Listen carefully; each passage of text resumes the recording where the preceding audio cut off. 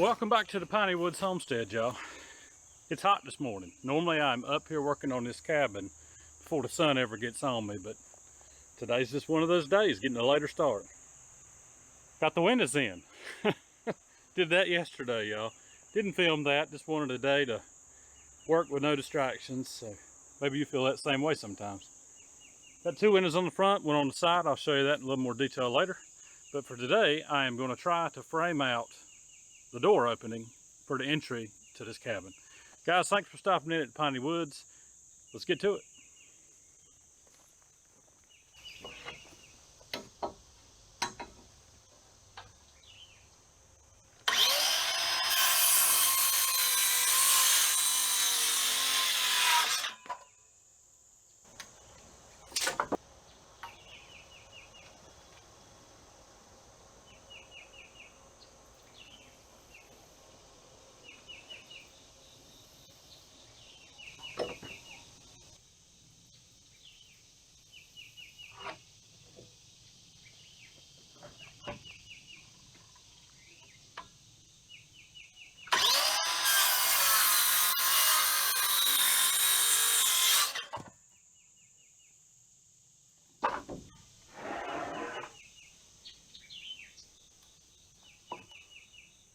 See, I'm going to build a custom door for this cabin instead of putting in a pre-made door, pre-hung door.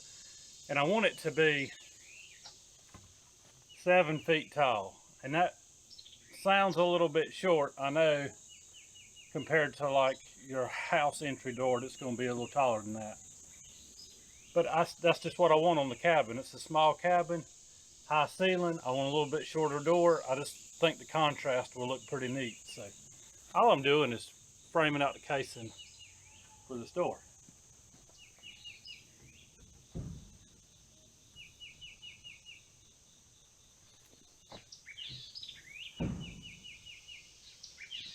And what I'm doing is making my casing flush to the casing for the windows that I installed so that I can get all my trim to line up the way I want it to when I get to that point.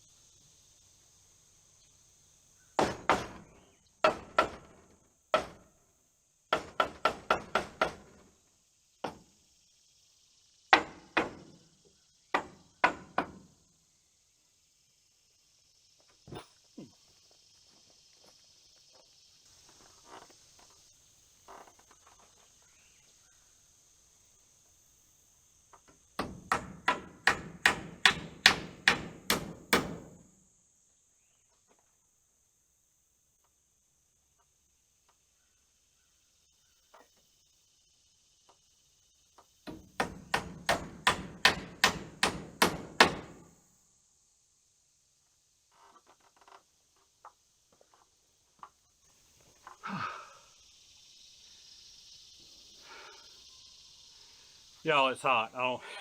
I can't tell. You could tell that it's hot. And I guess today's video is more about reflection than it is building a door frame. This morning I was thinking, before I even came up here, of how it's taken me so long, and Lisa, because she helps up here too, just not today, to get this little 10 by 10 cabin built. And y'all, I work up here on days that I have time, days when the weather is decent. Today is really not one of those days, but I've been kind of pushing myself to work through the humidity and the heat these past several weeks. I keep thinking if I just work a little harder, a little longer every day, my body will get accustomed to it once again as it once was. And I think my theory is wrong on that. I think some things have just changed, but this morning, not only was I thinking how long it's taken, but I was thinking about, as I was doing my daily reading in the Word, in the Bible, before I get my day started, I was thinking of how Jesus said that He is going away to prepare a place for us. And I'm thinking, Lord, it's taken me 9 months just to get to this point on this cabin. It's been 2,000 years of waiting for the Lord to get me a room built in His mansion up there. So, I guess in the scheme of things, 9 months isn't really that long when the Lord's been working at it for over 2,000 years now to get a room prepared for those that love Him.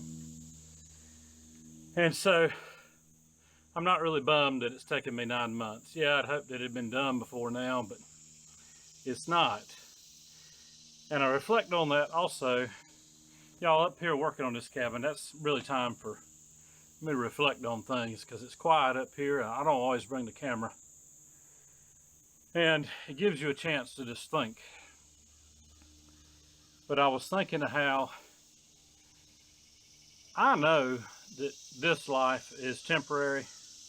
Sooner or later it's going to transition to the next, and I'm wondering, why is it taking so long for that room addition on that mansion to get built? And I guess it's just because we don't understand fully why it's taking so long. We just accept that the nails are still being driven up there into the lumber, whatever construction's being used, and that it's going to be a perfect place by the time it all gets here.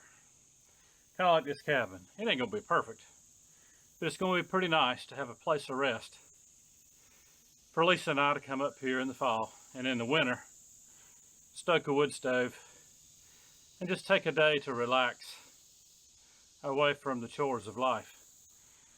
And I look forward to that eternal home where I get some rest, y'all. And a lot of you I know that watch are looking for that same blessed hope also.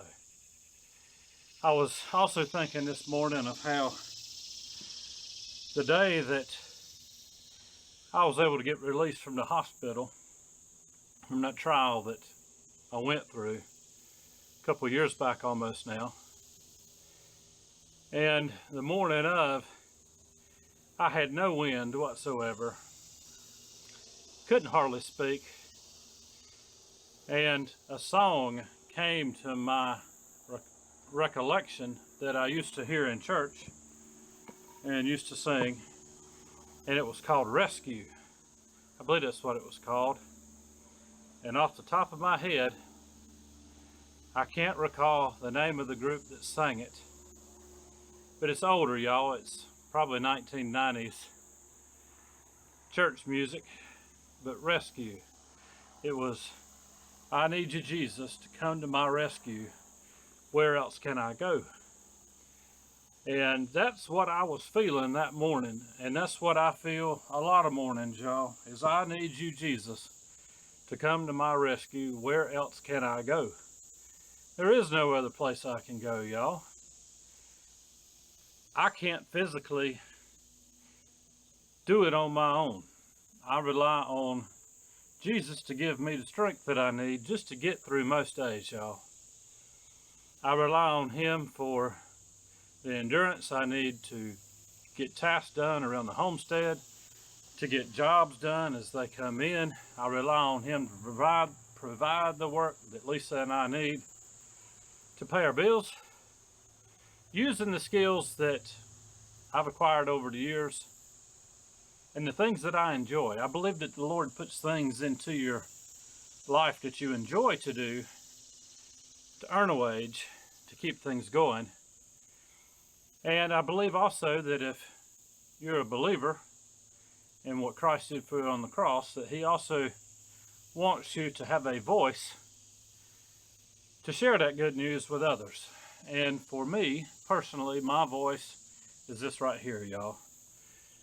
The captive audience, as my dad says, that are on the other side of this video camera while I speak. And y'all, I'm not some perfect person that has all the best known ways of doing things as far as building a cabin or milling lumber or homesteading. But the one thing I do have that I know is true is that faith in Christ alone, repentance of your sinful life, is the ticket that we all need. And so that's the one truth that I try to get across every time, even without saying it specifically, that's what I want to convey to those of you that watch. And I appreciate you giving me that time if you hadn't already clicked off of the video, because I'm not really preaching, y'all. It's just kind of my heart to yours. We all need Jesus to be our rescue. Where else can I go? Nowhere, y'all. All right, that's my little bit of preaching for you this morning, if you want to call it that. Get back on this and show you some of the windows that I put in, how I did it. It's probably not up to code, but who cares, y'all? This is a camping cabin. See, y'all, that's just a rough opening for the door that I'm going to build to get mounted inside of it.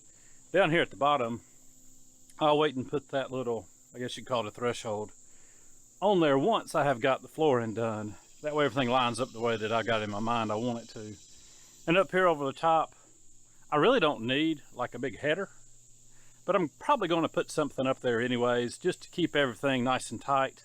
It's already good and tight, y'all, but I'm probably going to put a little something up there anyhow.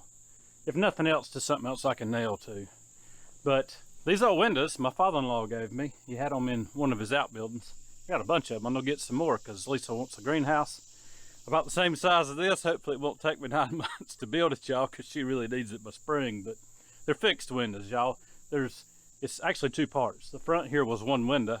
It's been disassembled, and now it's just been placed in here fixed. So ventilation will be other means in this cabin, but we just wanted something that a lot of light could come in.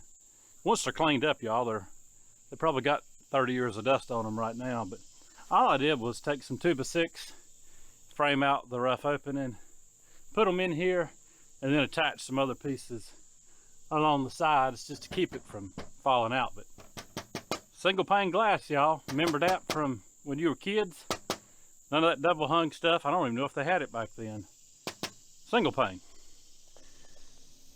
And over on the, I guess that would be the, let's see, east, west, north. On the north side of the cabin, a little bit shorter window, same style, but it just give this plenty of open light along the front. And the cabin is facing due east. And I did that because I wanted for us or anybody else that enjoys the cabin to be able to see that sun coming up over the hills in the mornings. And kind of be like nature's wake-up call for folks to get up and get their day started. But it looks pretty cool, y'all. I'm happy with it so far. Quite a bit left to do, but hey, there's always tomorrow, hopefully.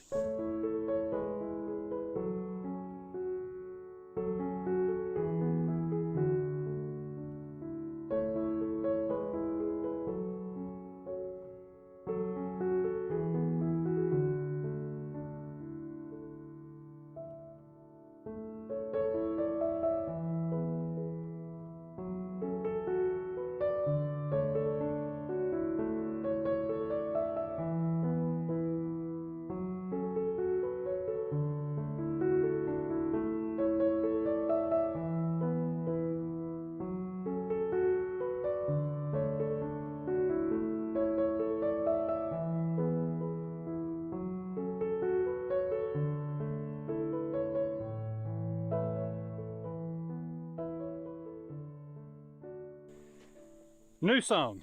New Song, that's the group that sang that song. I believe it's called Rescue. Anyways, got a little bit of siding up on the front, and I was going to show you what I was talking about here with wanting my siding to line up with my door casing. I don't know if you can tell right there, but pretty much flush, close to flush. It's not perfect, y'all. Kind of reminds me of a house we lived in growing up when we moved off of the farm. It was old. It was like Civil War era, real old, and you could see through cracks in the walls. I can remember it snowing, waking up, and there being snow on our covers. So y'all, those are, even though it was tough, still good memories from growing up. But guys, I appreciate you hanging out with me today. As I did a little reflection, a little bit of preaching, if you really can call it that. Just kind of sharing my heart with you guys. I believe that that's what it's going to take in this world.